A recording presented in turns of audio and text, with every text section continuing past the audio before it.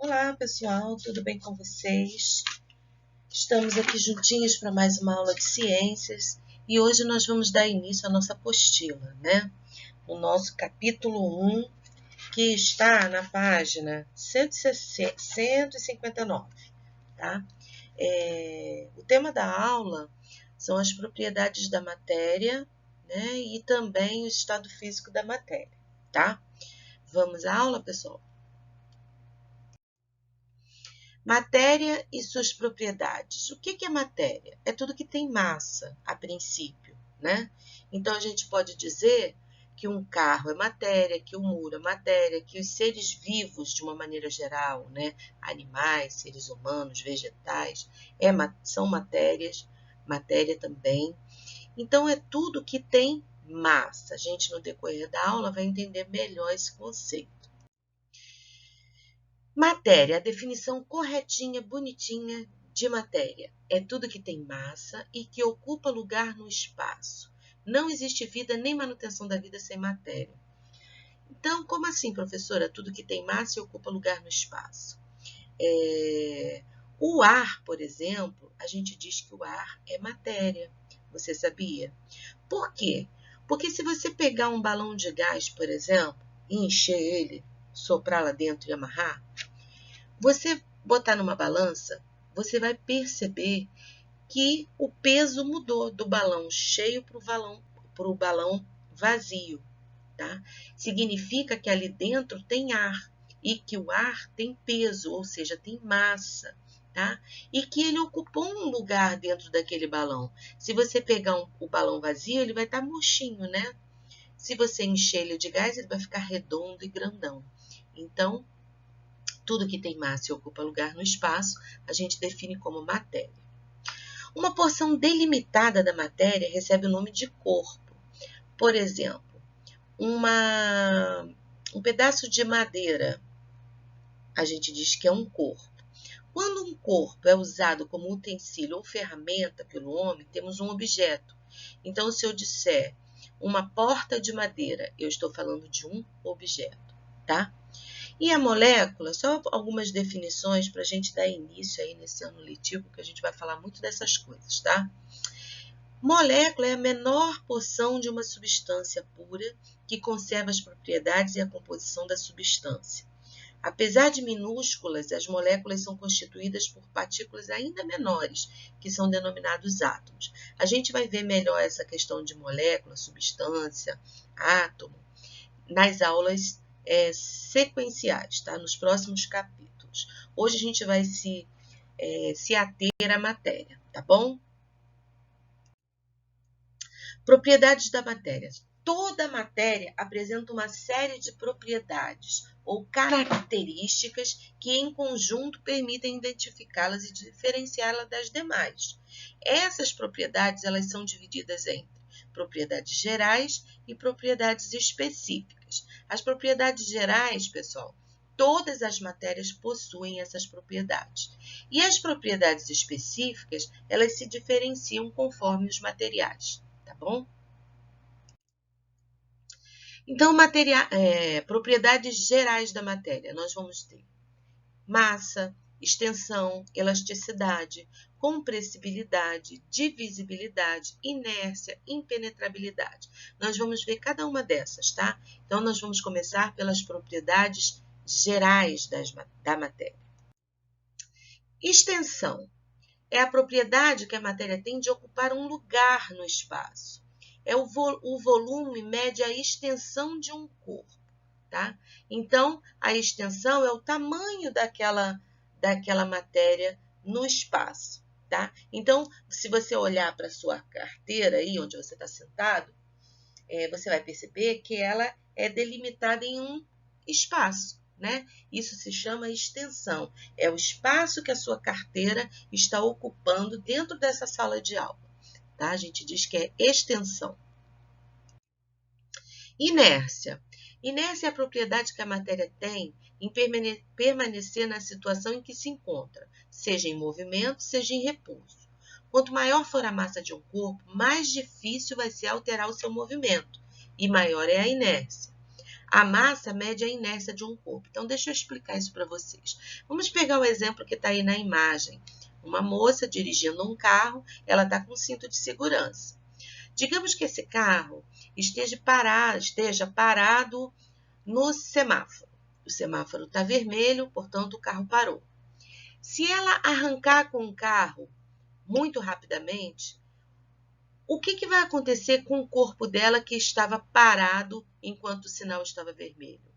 Quando ela arranca, o corpo tende a ir para trás. Por quê? Ele tende a ficar parado, porque era o estado que ele já estava. Ao contrário disso, digamos que essa motorista esteja correndo a 100 km por hora. De repente, alguém deu uma fechada nela e ela precisou, pisar no freio. Para onde o corpo dela vai? O corpo dela vai ser projetado para frente. Por isso o cinto de segurança, né? Para segurar o corpo no caso de uma freada brusca, né? Por que o corpo vai para frente? Porque o corpo estava em movimento. Então, ele tende a continuar o movimento. Entenderam, pessoal? Impenetrabilidade. Dois corpos não podem ocupar simultaneamente o mesmo lugar no espaço. Então, se eu tenho uma bacia ou uma piscina cheia de água até a boca, se alguém pular dentro da piscina ou entrar, mesmo que vagarosamente dentro da piscina, a tendência é da água subir e transbordar. Por quê? Porque ali dentro da piscina tinha água e estava lotado de água. Quando a pessoa entra, ela vai ocupar um espaço também ali, né? Então, a água transborda para dar possibilidade da pessoa ocupar o seu espaço ali dentro daquela piscina, tá? Então, impenetrabilidade significa que dois corpos não podem ocupar simultaneamente o mesmo lugar no espaço. Compressibilidade é a propriedade da matéria que consiste em ter volume reduzido quando submetida a determinada pressão. Na imagem, vocês estão vendo um embolo aí de injeção, né? Se nós não tivermos, como está na foto, né? Não tem a ponta, que é a agulha, só o embolo. Se você colocar o dedo ali para tapar o orifício que tem ali e apertar o embolo, o ar vai ser comprimido até certo ponto e aí vai parar, tá? Ele vai ocupar todo o espaço que está ali dentro daquele embolo e vai parar. Em contrapartida disso, vamos olhar o próximo slide. Existe a elasticidade, que é a propriedade da matéria, tem de retornar ao seu volume inicial. Então, após cessar a força no embolo da vacina, da injeção, se você soltar o embolo, ele tende a voltar para trás, né? Após cessar a força que causa a compressão, o embolo volta e o ar volta a ocupar o volume inicial. Divisibilidade é a propriedade que a matéria tem de reduzir-se em partículas cada vez menores, né? Extremamente pequenas. Indestrutibilidade.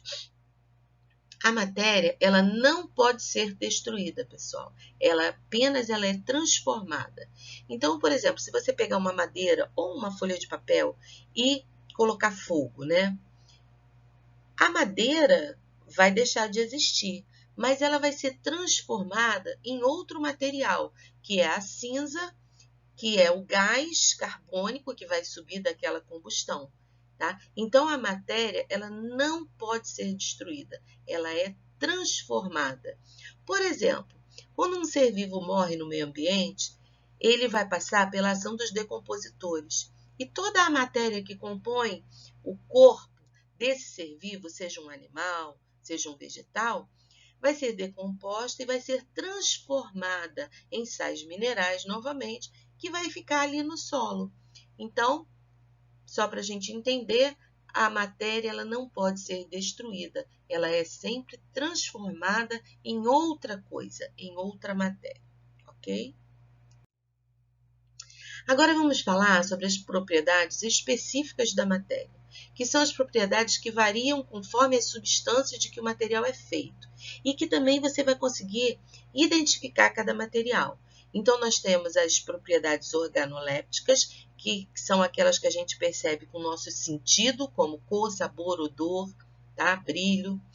Nós temos a dureza, maleabilidade, ductibilidade, densidade e magnetismo. Alguma dessas que eu estou listando aqui não está lá no seu livro, na sua apostila, tá? Mas vale a pena a gente falar sobre elas aqui. As propriedades específicas não são comuns a todos os materiais encontrados. Essas propriedades estão associadas a valores medidos, o que garante maior precisão na identificação ou diferenciação de materiais, certo? Então, a gente vai diferenciar os materiais de acordo com as propriedades específicas, ok? Então, vamos falar das propriedades organolépticas, que é cor, sabor, odor, né? São aquelas propriedades que a gente percebe com os nossos sentidos, tá? Eu não destrinchei, né? Mas tudo bem. É porque é muito fácil entender, né, que pela cor de um material você consegue identificar, né? Pelo sabor também. Se você colocar na sua boca, né, um limão, você rapidamente vai identificar o sabor azedo do limão, certo? Se você colocar alguma coisa doce, você vai identificar o sabor doce, tá? Então, o importante de vocês saberem que as propriedades organolépticas são aquelas que são identificadas através dos nossos sentidos, ou seja, da visão, da audição, do paladar, do tato, tá? Dos nossos sentidos, ok, pessoal? Bom, a dureza. A dureza é definida pela resistência que a superfície oferece quando ela é riscada por outro material. A substância mais dura que se conhece é o diamante, usado para cortar e riscar materiais como o vidro, né? Nós temos algumas máquinas que têm a ponta de diamante, justamente para cortar com precisão outros materiais. Então, nós temos o material mais duro, que é o diamante, e o material que é tem um menor percentual de dureza, que é o talco, tá? Brilho. Brilho, ela é uma propriedade organoléptica também, porque a gente consegue perceber o brilho através da visão. É a propriedade que faz com que os corpos reflitam a luz de modo diferente. Maleabilidade, propriedade que permite a matéria ser moldada. Então, tem alguns materiais que são maleáveis e outros que não são maleáveis. Tá? Então, maleabilidade é a propriedade que permite a matéria de ser moldada. Ductibilidade é a propriedade que permite transformar materiais em fios. Um exemplo é o cobre. Toda a rede elétrica da nossa casa, ela é feita de fios de cobre, porque o cobre ele tem uma grande ductibilidade. Ele pode ser transformado em fio, né? E através do cobre correr a corrente elétrica ali, né? Então, propriedade que permite transformar materiais em fio. Um exemplo é o cobre, usado em forma de fio em instalações elétricas. E o ferro na fabricação de arame também, tá, gente? Ele também pode ser transformado em fio. Densidade é também chamada de massa específica de uma substância, pela razão entre a massa dessa substância e o volume por ela ocupada. Eu não vou ensinar vocês a calcularem a densidade, pelo simples fato que vocês ainda não aprenderam a calcular fração lá em matemática, tá? Mas o importante é vocês entenderem que existe essa propriedade específica e ela interfere, por exemplo, no fato de uma substância boiar ou não na água, né? Então, quando a substância tem menos densidade que a água, ela vai boiar. Quando ela tem mais densidade do que a água, ela vai afundar. Por isso que o navio, por exemplo, ele não afunda, porque a base dele é plana e faz com que ele fique menos denso do que a água. Por que a gente lá na piscina, a gente consegue boiar o nosso corpo? Porque o nosso corpo, né, quando está retinho lá na piscina, ele se torna menos denso do que a água e a gente consegue boiar, tá? Magnetismo. Algumas substâncias têm a propriedade de serem atraídas por ímãs. São as substâncias magnéticas. Desculpa que aí está repetida a mesma frase, né? Algumas substâncias têm a propriedade de serem atraídas por ímãs, são as substâncias magnéticas. Então, são substâncias que conseguem ser atraídas pelo ímã. O ferro, né? O alumínio, tudo isso são substâncias que possuem magnetismo, né? Que são atraídas, né? Pelo magnetismo. Aí nós vamos ter o ponto de fusão e o ponto de ebulição e a solubilidade, que são propriedades específicas também da matéria.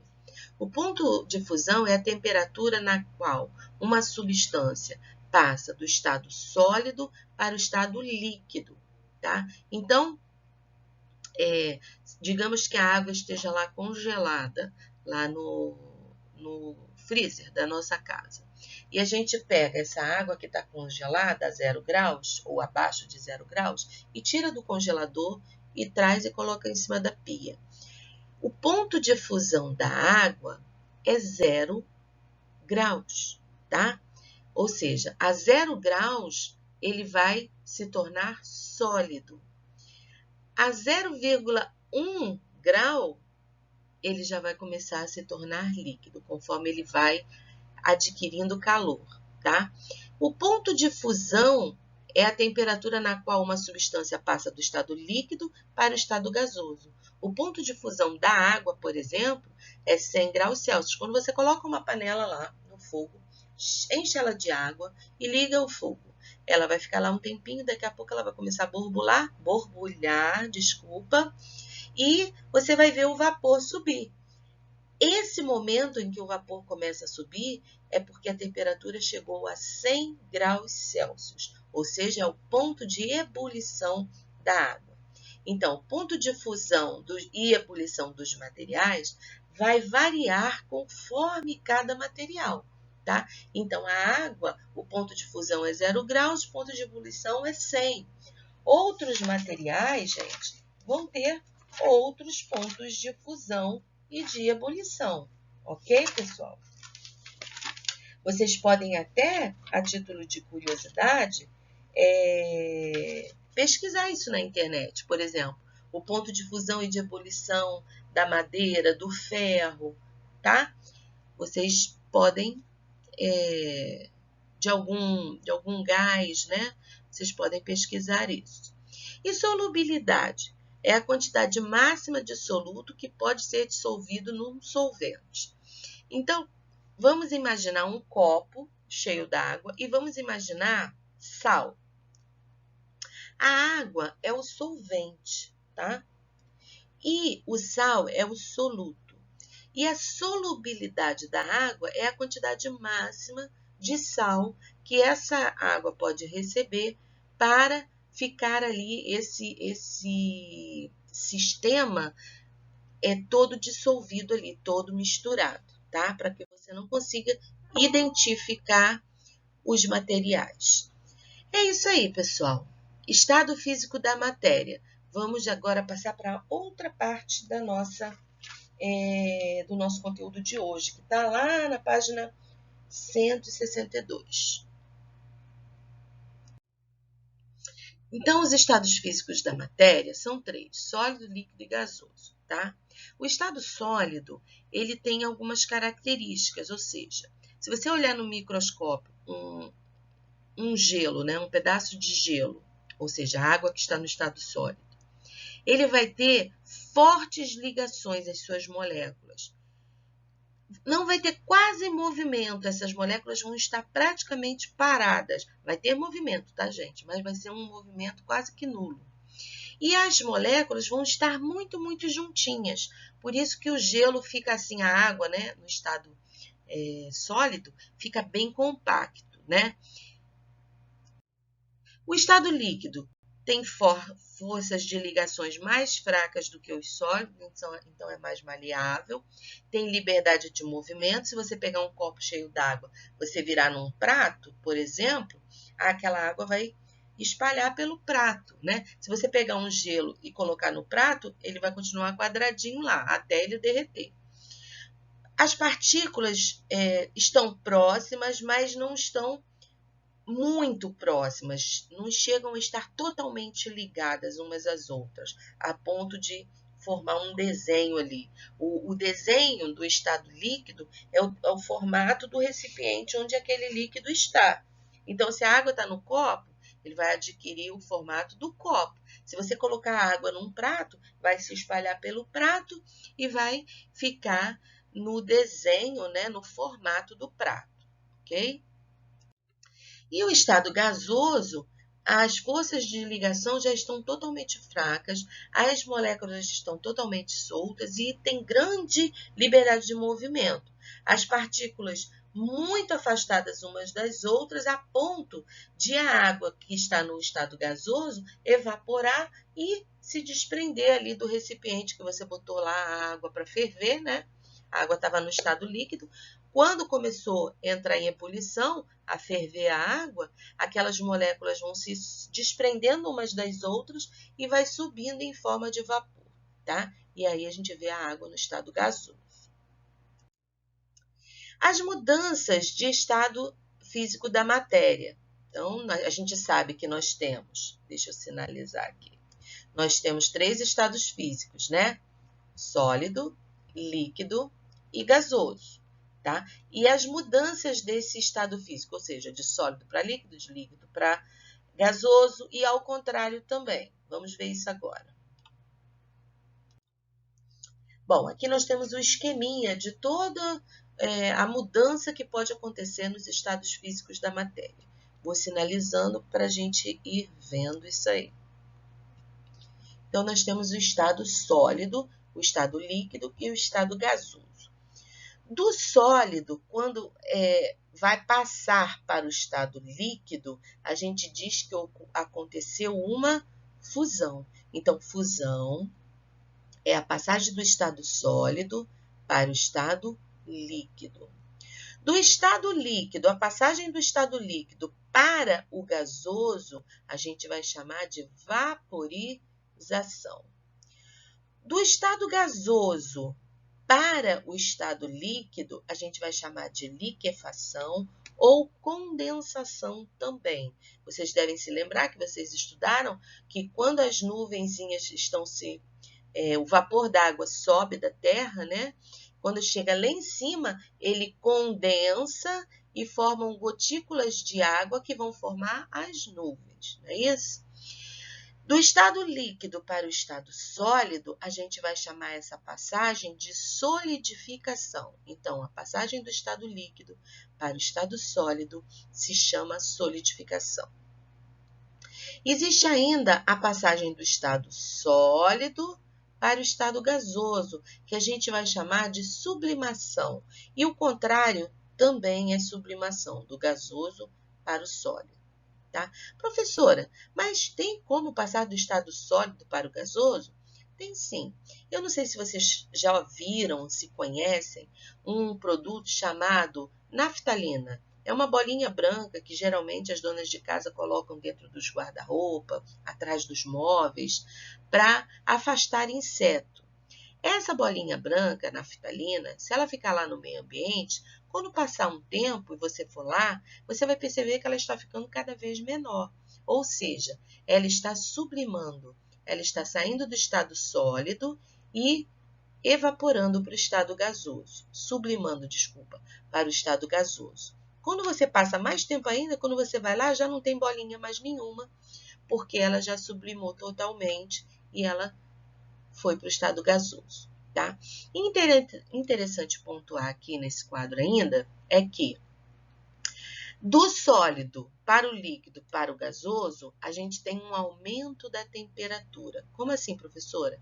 Se você tem um gelinho lá, para você passar ele, acontecer a fusão, para para ele ir para o estado líquido, você tem que aumentar a temperatura, tirar ele de dentro do freezer, que está a 0 graus, colocar lá em cima da pia, e aí a temperatura, né, vai aumentando, vai ficando mais quente, e aí ele vai virar o quê? Líquido.